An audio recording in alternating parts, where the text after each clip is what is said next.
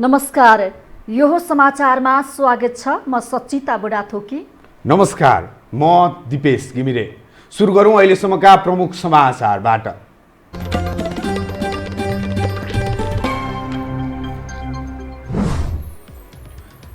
नेपालमा एकै दिन 226 कोरोना संक्रमित थपिए। देशभर 1798 पुग्यो। 59 जिल्ला प्रभावित। बजेटले आवश्यकता र प्राथमिकताका विषय समेट्न नसकेको सांसदहरूको टिप्पणी। लोकप्रिय हुने डरले आलोचना भएको अर्थमन्त्रीको प्रतिक्रिया।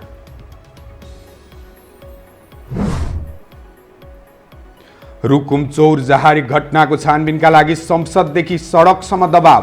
दोषीले उन्मुक्ति पाउन नहुने आवाज।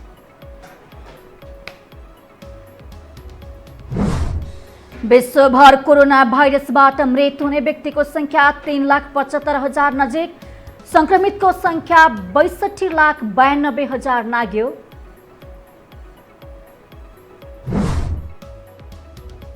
र एन्फा अध्यक्ष शेर्पालाई कारबाही गर्न 4 जिल्ला फुटबल संघका अध्यक्षको माग। विधान विपरीत अभिव्यक्ति दिएको आरोप।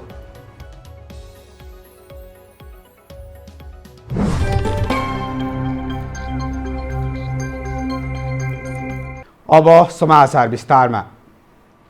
नेपालमा एकै दिन 226 जना नयाँ कोरोना संक्रमित भेटिएका छन्। स्वास्थ्य तथा जनसङ्ख्या मन्त्रालयका अनुसार कञ्चनपुरमा 11 महिने बालिका सहित 226 जनामा कोरोना पोजिटिभ देखिएको हो। मन्त्रालयका प्रवक्ता डाक्टर विकास देवकोटाले यससँगै नेपालमा संक्रमितको संख्या 1798 पुगेको बताउनुभयो। पछिल्लो अपडेट अनुसार नयाँ संक्रमित व्यक्तिहरूको संख्या थप भएको 226 रहेको छ, जसमध्ये 213 जना पुरुष र 13 जना महिलाहरू हुनुहुन्छ। त्यस्तै 1569 जना संक्रमित उपचाररत रहेका छन् भने 221 जना उपचारपछि निको भएर घर फर्किएका छन्। क्वारेन्टाइनमा 1,33,975 जना रहेका छन्। अहिलेसम्म पीसीआर विधिबाट 71,903 र आरटीडी विधिबाट 1,13,757 जनाको नमुना परीक्षण भएको छ। यसैबीच भर्खरै प्राप्त समाचार अनुसार स्वास्थ्य तथा जनसङ्ख्या मन्त्रालयले विज्ञप्ति निकालेर भर्खरै मात्रै 13 जना थपिएको जानकारी दिएको छ। नेपालमा योसँगै कोरोना संक्रमितको संख्या 239 जना आज मात्रै थपिएसँगै 1,811 पुगेको स्वास्थ्य तथा जनसङ्ख्या मन्त्रालयले जानकारी गराएको छ। अब बाँकी समाचार। संघीय संसद अन्तर्गतका दुवै सदनमा आगामी आर्थिक वर्षको बजेट, राजस्व र व्ययको अनुमानमाथिको छलफल चलिरहेको छ। प्रतिपक्षी दलका सांसदहरूले चर्को विरोध गरिरहँदा सत्तारूढ दलका सांसदले पनि बजेट प्रचारमुखी भएको आरोप लगाए, तर अर्थमन्त्रीले बजेटको बचाउ गरे। एक रिपोर्ट। संघीय संसदको दुवै सदनमा 2 दिनदेखि बजेटको छलफल चलिरहेको छ।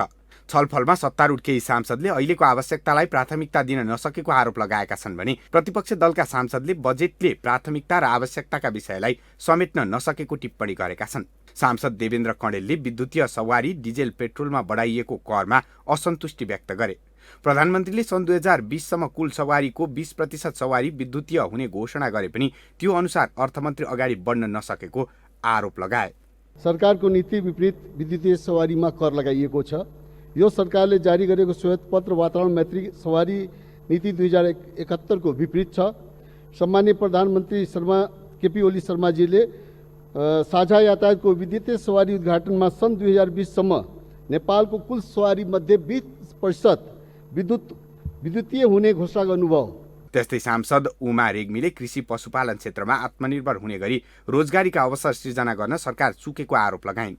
सरकारले युवाहरू स्वदेशमै बसेर उद्यमी बनुन् भनेर नचाहेको, बरु खाडीमा गएर रेमिटेन्स पठाउन् भन्ने चाहना देखिएको उनको टिप्पणी थियो। सरकारको नियत यही चाहिँ बसुन् भन्ने छैन जस्तो मलाई लाग्यो। यी युवाहरू बाध्य भएर फर्कुन् र रेमिटेन्सै खाएर रमाइलो मान्ने प्रवृत्ति हो कि भन्ने मलाई शङ्का लागेको छ। त्यस्तै सांसद डिला सङ्ग्रौलाले विनियोजन गरिएका शीर्षकहरू अपारदर्शी, असन्तुष्टि र परम्परागत रहेको बताइन्। उनले संघीयता विरोधी बजेट भएकाले यसले कोरोनापछि नेपाल छ भन्ने आशा जगाउन नसकेको टिप्पणी गरिन्। कोरोना पछि पनि नेपाल छ भनेर भविष्य र आशा जगाउन सकेका छैनन्। समग्रमा हेर्दा यो विनियोजित विधेयक जन उत्तरदायी भन्दा पनि कार्यकर्ता उत्तरदायी छ। त्यसैले विनियोजित विधेयकमाथि विचार गर्न सकिँदैन। म अर्थमन्त्रीको ध्यान आकर्षण गराउन चाहन्छु। छलफलमा उठेको प्रश्नको जवाफ दिँदै अर्थमन्त्री युवराज खतिवड़ाले सुझाव अनुसार कुल गृहस्थ उत्पादनको 5% को वरिपरि रहेर आन्तरिक ऋण उठाउने व्यवस्था गरिएको बताए। राजस्व धेरै सङ्कलन हुन सक्दैन भनेकै कारण चालु बजेटको अनुमान पनि 10% कम गरेर अनुमान गरिएको उनले स्पष्ट पारे। त्यस्तै बजेट नपुगेको अवस्थामा पुनः बजेट छुट्याउने आश्वासन अर्थमन्त्रीको थियो। अरू केही विवरणहरू समष्टिगत आर्थिक परिसूचकका विवरणहरू चाहिन्छ भन्नेहरू पनि त्यो ऐनमा छन्। त्यो चाहिँ मध्यमकालीन खर्च संरचनाको पृष्ठहरूमा पनि त्यो कुराहरू भेटिन्छ। त्यसले गर्दाखेरि मलाई लाग्छ त्यो जिम्मेवारी त्यो आर्थिक कार्यविधि उत्तरदायित्व ऐनले दिएको जिम्मेवारी अनुसारै बजेटको प्रक्रिया अघि बढेको छ। अर्थमन्त्री खतिवड़ाले विद्युतीय सवारी साधनमध्ये सार्वजनिक यातायातको सवारी साधनमा 1% भन्सार रहेको र त्यसमा कुनै परिमार्जन नगरिएको बताए। यसअघि सबै प्रकारका विद्युतीय साधनलाई एउटै दर भए पनि अहिले 6 वर्गमा विभाजन गरिएको स्पष्ट पारे। विद्युतीय सवारीको प्रयोग हुँदा विद्युतको खपत बढे पनि विदेशी मुद्रा अस्वाभाविक खर्च हुनबाट जोगाउन यस्तो कदम चालिएको उनको धारणा थियो। यसैबीच सांसदहरूले एमसीसी सम्झौता संसदबाट अनुमोदन नभए प्रसारण लाइन निर्माणका लागि बजेट कसरी व्यवस्थापन गर्ला भन्ने प्रश्न गरेका छन्। प्रतिनिधि सभाको आजको बैठकमा नेपाली काङ्ग्रेसका सांसद मिलेन्द्र रिजालले अमेरिकी सहयोग एमसीसी नभए स्रोतको व्यवस्थापन कसरी हुन्छ भनी प्रश्न गर्नुभएको हो। रिजालले एमसीसी पारित नभए यो निर्माणका लागि आन्तरिक वा वैदेशिक ऋणबाट बनाउने कि राजस्वबाट बनाउने भन्ने टुङ्गो लगाउन आग्रह गर्नुभयो। आन्तरिक ऋण पनि यति नै उठाउँछौँ भनेर गरेका छौँ। अब त्यो पैसा नआउने नलिने संसदले जे गर्यो त्यही हुन्छ भन्नु। संसदले नलिने निर्णय गर्यो भने त्यो पैसा आउने ठाउँ चाहिँ कुनै एउटा योजना काट्नु पर्यो। 5 अरब 72 करोड 72 लाखको खर्च गर्ने काट्ने कि अर्को ऋण उठाउने कि स्वदेशबाट उठाउने कि विदेशबाट उठाउने कि के गर्ने, त्यसबाट उम्कन पाउनुहुन्न अर्थमन्त्रीज्यू। सांसद रिजालको प्रश्नको जवाब दिँदै अर्थमन्त्री डाक्टर युवराज खतिवड़ाले अमेरिकी सहयोग परियोजना एमसीसी संसदबाट निर्णय नभएसम्म यथावत रहने बताउनुभयो। उहाँले बजेटको अनुसूचीमा 3 वर्षबाट लगातार आइरहेको भन्दै संसदबाट निर्णय भएपछि अरू काम अघि बढ्ने बताउनुभयो। समयसम्म छलफल बहस भएर आउने र त्यसपछि कार्यान्वयनमा समय लाग्ने त्यो नहोस् र हाम्रो प्राथमिकतामा वैदेशिक सहयोग प्रयोग गर्न सकियोस् भनेर हामीले विदेशी सहायता नीति बनाएका छौँ। त्यसको आधारबाट बजेटमा पनि मैले भनेको छु राष्ट्रिय प्राथमिकतामा, राष्ट्रिय स्वार्थमा, राष्ट्रिय हितमा मात्रै विदेशी सहायता प्रयोग गर्छौँ र यसरी सहायता प्रयोग गर्दा हामीले बजेट सहयोगलाई प्राथमिकता दिन्छौँ किनभने त्यसमा शर्तहरू कम हुन्छन्। एमसीसी परियोजना अन्तर्गतको कार्यक्रम बजेटमा उल्लेख भएको भन्दै सत्तारूढ दलका सांसदहरूले समेत विरोध गर्दै आएका छन्। अब बाँकी समाचार। रुकुम पश्चिमको चोरजहारी घटना 1 साता बितिसक्दा समेत सरकार दोषीलाई कारबाही गर्न संवेदनशील नभएको भन्दै आक्रोश बढेको छ। 6 जनाको हत्या जस्तो जघन्य अपराधको घटनामा समेत राज्यको ध्यान नगएकोमा विरोधको आवाज सडकसम्मै पुगेको छ। एक रिपोर्ट। रुकुम चौरजहारीमा अन्तर्जातीय प्रेमलाई लिएर आधा दर्जन मानिसको विभत्स हत्या भएको 1 हप्ता बित्यो। चौतर्फी विरोध र दबावका कारण सरकारले घटनाको सत्य तथ्य छानबिनका लागि उच्च स्तरीय समिति गठन गरेको छ। समितिका सदस्यसहित अनुसन्धानकर्मीहरू अहिले रुकुम पुगेर घटनाको अनुसन्धान थालिसकेका छन्। यता विरोध भने अझै जारी छ। सरकारले निष्पक्ष छानबिन गरी प्रतिवेदन तयार पारोस् भन्दै विशेष गरी दलित समुदायका अगुवाहरू सडकमा उत्रिएका छन्। समितिले कस्तो प्रतिवेदन तयार पार्छ त्यसका आधारमा दबावको अन्य कार्यक्रम तयार पारिने दलित अगुवाहरूको योजना छ। घटनाका दोषीहरूलाई बाहिर ल्याउने कुरामा हामी पनि सजग भएर लागेका छौँ। राष्ट्रिय अन्तर्राष्ट्रिय जगतले पनि यसको चासो लिएको छ र सरकारले चाहिँ छिटोभन्दा छिटो यो घटनाको अनुसन्धान गरेर अनुसन्धानको प्रक्रिया र अनुसन्धानका दोषीहरूलाई बाहिर ल्याउनु पर्ने र दोषीलाई कारबाही गर्नुपर्ने देखिन्छ। प्रतिपक्षी दल नेपाली काङ्ग्रेसले संसदीय छानबिन समिति समेत गठन गर्न माग गरेको छ। जातीय नरसंहारलाई भवितव्य घटना भनेर सरकार पन्छिन खोजेको भन्दै कडा चेतावनी काङ्ग्रेसले दिएको छ। उच्च जातीय अहङ्कारको ढाकछोप गर्न भइरहेको सङ्गठित प्रयत्न र राज्यको लाचारीलाई यो संसदले टुलटुल हेरेर बस्नु भने लाज पनि हामीसँग लजाउँछ। सम्माननीय सभामुख महोदय, अनुहारको दाग ऐना पुछेर जाँदैन। त्यसैले रुकुम नरसंहार लगायत यो लकडाउनको अवधिमा मात्रै जातीय विभेदको कारणले 32 जनाभन्दा बढी दलितहरूको हत्या, आत्महत्या, बलात्कारको घटनाको छानबिन गर्न अविलम्ब सर्वदलीय संसदीय छानबिन समिति बनाउन जोडदार माग गर्दछ। लकडाउनका बीचमा पनि अधिकारकर्मीहरू घटनाको गाम्भीर्यताका कारण सडकमा आउनु परेको बताएका छन्। दोषीको समूहलाई कारबाही नहुँदासम्म विश्राम नलिने उनीहरूको अठोट छ। पीडितलाई न्याय र पीडकलाई हदैसम्मको सजाय दिनुपर्छ हाम्रो समाजको माग रहेको छ र रुकुम घटनामा हत्या गरिएका सबैलाई क्षतिपूर्ति सहित सामाजिक सहित घोषणा गर्नुपर्छ। रुकुम घटना मानव जातिकै लागि आततायी घटना भएको धेरैले टिप्पणी गरेका छन्। सडक, सामाजिक सञ्जालदेखि सदनसम्म यस विषयले प्रमुखताका साथ स्थान पाइरहेको छ। यस्तो अवस्थामा घटनाको थप विवरणसहित छानबिन समितिले प्रतिवेदन तयार पार्न ढिलो गर्न हुन्न र प्रतिवेदनका आधारमा दोषीहरूमाथि कानुनी रूपमा निर्मम कारबाही गरिन जरुरी छ। यसैबीच रुकुम पश्चिमको चौरजहारीमा भएको घटनाको निष्पक्ष छानबिन गरी दोषीमाथि कारबाही गर्न माग गर्दै माइती घरमा विरोध प्रदर्शन गरिएको छ। नेपाल दलित सङ्घ काठमाडौँ जिल्ला कार्य समितिले घटनाको छानबिन माग गर्दै प्रदर्शन गरेको हो। सङ्घकी काठमाडौँ जिल्ला अध्यक्ष गङ्गा सुनारले पीडकलाई तत्काल सजाय दिन माग गर्दै प्रदर्शन गरेको बताउनु भएको छ। उहाँले घटनाको निष्पक्ष छानबिन गरी दोषीलाई कारबाही नगरे आन्दोलनमा उत्रिने चेतावनी समेत दिनुभयो।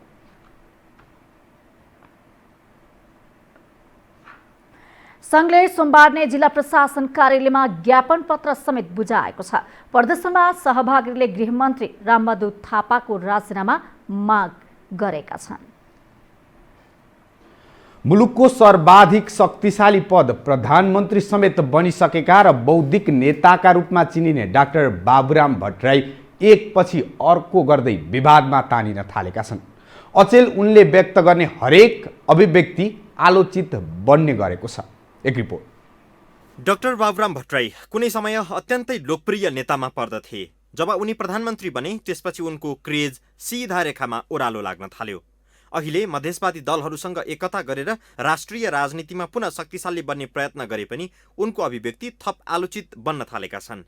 आइतबार संसदमा बोल्दै भट्टराईले रुकुम घटनासँग जोडेर सबैले कामी वा दलित थर राखौं, म पनि बाबुराम कामी लेख्छु भन्दै जात व्यवस्थामा विभेदको विरोध गरे। सामाजिक सञ्जालमा गैर दलितहरूले भट्टराईमाथि व्यङ्ग्य गरे। तर भट्टराईको तर्क गलत नभएको कतिपय बुद्धिजीवीहरूको तर्क छ। के भनिरहनु भएको छ भने हामी सबै बराबर हौँ है, यो किन यो जातभातको कुरा हो भनेर उहाँले मेरो चाहिँ बुझाइमा त्यो प्रश्न उठाउनु भएको। यसलाई अब हाम्रो समाज यस्तो समाज छ कि कसैले केही कुरा गरौँ चित्त बुझेन त्यो मान्छेसँग भने अत्यन्तै नेगेटिभ भएर हल्ला गर्ने प्रचलन छ।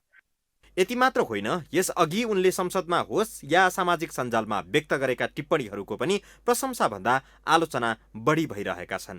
कहिले हिन्दू धर्म विरोधी, कहिले नस्लवादी चिन्तन बोकेको त कहिले भारतपरस्त भनेर उनीमाथि आरोप लाग्ने गर्दछ। उनले फेसबुक र ट्विटरमा राख्ने विचारहरूमा सबैभन्दा बढी नकारात्मक टिप्पणी हुने गर्दछ, जुन व्यक्तिमाथि योजनाबद्ध रूपमा भइरहेको प्रहार गलत रहेको दाहालको बुझाइ छ। परिवर्तनका कुरा गर्नुहुन्छ, मलाई लाग्छ एउटा बुद्धिजीवीले गर्ने कुराहरू यस्तै हुन्। कसरी परिवर्तन गर्ने त? बाधे जायते तत्त्वबोध भन्छन् होइन। अब कतिपय विषयवस्तु त उहाँले दिएका उदाहरणहरू असङ्गत उदाहरणहरू छन्।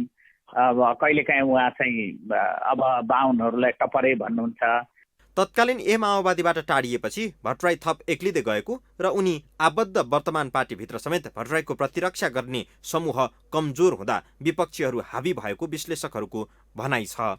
पार्टी उनको कमजोर छ अनि उनले एलायन्स गरेको पार्टी, मलाई कयौँ कुराहरू राम्रो लाग्छ बाबुरामजीको। कयौँ कुराहरू उनले चाहिँ ठिक ढङ्गले बोलेको छ, तर त्यसलाई ब्याकिङ गर्ने कोही पनि छैन कि त्यसमा चाहिँ कोही पनि छैन, केही पनि छैन। कुराकानी उहाँलाई चाहिँ उहाँको विगतले उहाँलाई लखेटिरहेको छ।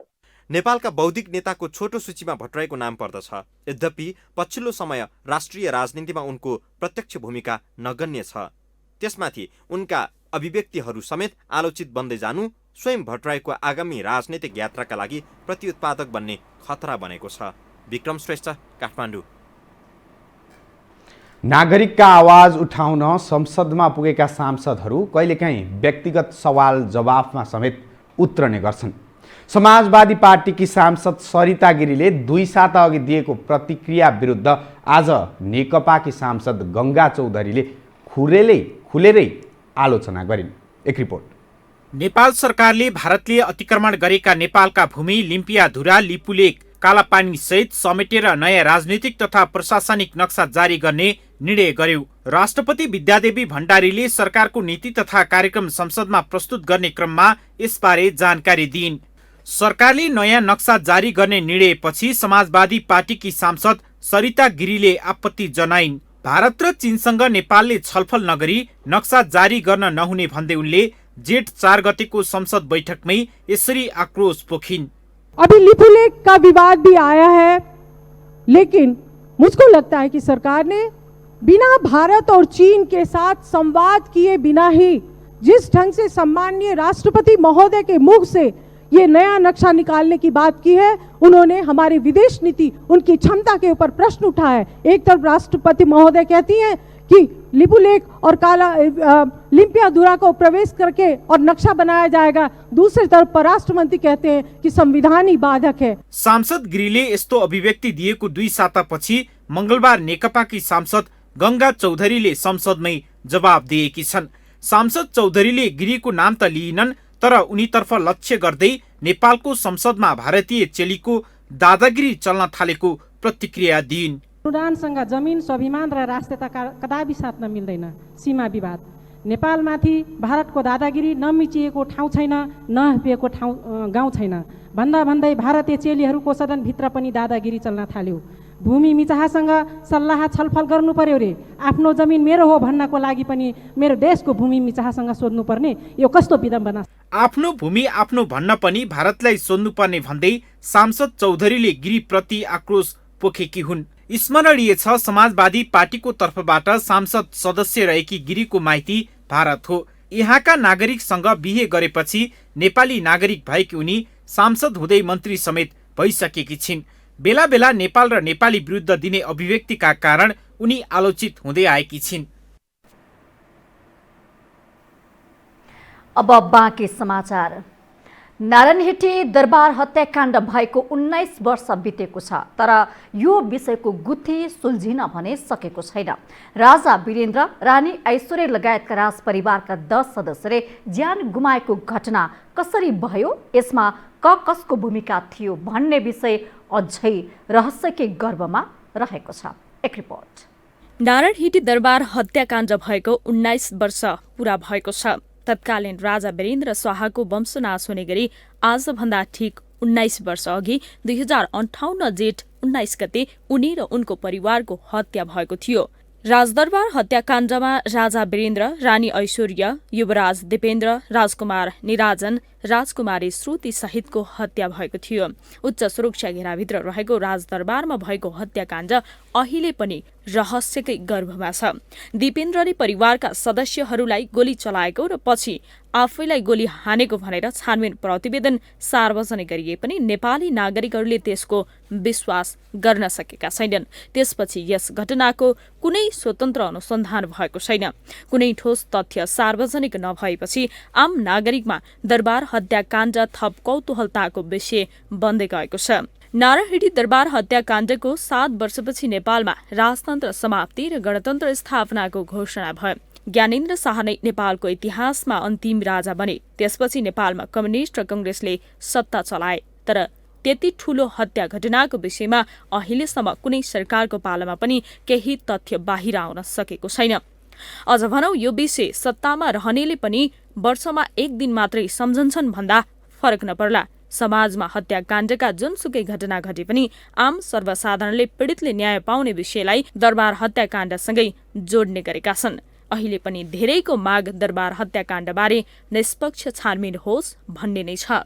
दरबार हत्याकाण्डको प्रसंग जोडिएर धेरै पुस्तक प्रकाशन भए पनि त्यहाँ पनि अनुमानकै कुरा बाहेक अन्य तथ्य सार्वजनिक हुन सकेको छैन। यदि दिपेन्द्रले नै गोली चलाएको भए कसको उक्साहटमा परिवार सखाप हुने गरी गोली प्रहार गरे? दिपेन्द्रको मानसिक स्वास्थ्यको अवस्था कस्तो थियो? फायरिङ चल्दा त्यहाँ उपस्थित अङ्गरक्षक सैनिकहरूले किन नियन्त्रणको प्रयास गरेनन्? दिपेन्द्रले आत्महत्या गरेकै हुन् त? लगायतका जिज्ञासाको उत्तर अझै आउन सकेको छैन। घटना भएको स्थललाई 2061 सालमा भत्काइएको छ। बाँकी कुनै तथ्य बाहिर आउन सकेन। हत्याकाण्डमा प्रयोग भएको हतियार भने नेपाली सेनासँग सुरक्षित छ। अहिले हत्या भएको दरबारलाई संग्रहालयका रूपमा प्रयोग गरिएको छ भने उक्त संग्रहालय नागरिकका लागि खुल्ला गरिएको छ। यो हो समाचारका लागि राधा ढुङ्गाना, काठमाडौँ। हामी यो समाचारको अन्त्यमा आइपुगेका छौं। बिदा हुनु अघि प्रमुख समाचार पुनः एकपटक।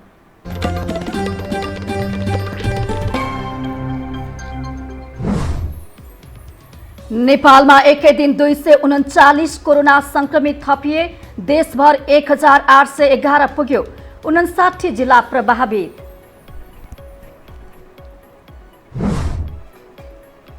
बजेटले आवश्यकता र प्राथमिकताका विषय समेट्न नसकेको सांसदहरूको टिप्पणी। लोकप्रिय हुने डरले आलोचना भएको अर्थमन्त्रीको प्रतिक्रिया। रुकुम चौरजहारी घटनाको छानबिनको लागि संसददेखि सडकसम्म दबाव। दोषीले उन्मुक्ति पाउन नहुने आवाज।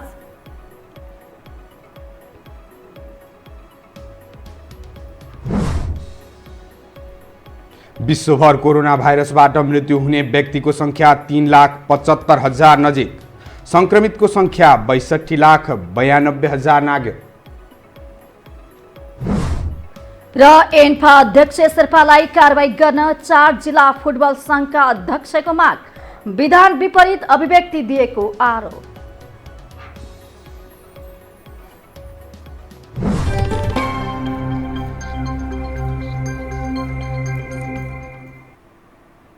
हवस् त यो समाचार अहिलेलाई सकियो। समाचार बुलेटिनका साथै यो टेलिभिजनका सम्पूर्ण कार्यक्रम यो खबर.com, युट्युब र फेसबुकमा पनि पढ्न र हेर्न सक्नुहुनेछ। मोबाइलमा यो टिभी एप डाउनलोड गरी हामीलाई प्रत्यक्ष हेर्न सक्नुहुनेछ। तथ्यसहितको निष्पक्ष समाचारका लागि यो टेलिभिजन हेर्दै गर्नुहोला। नमस्कार।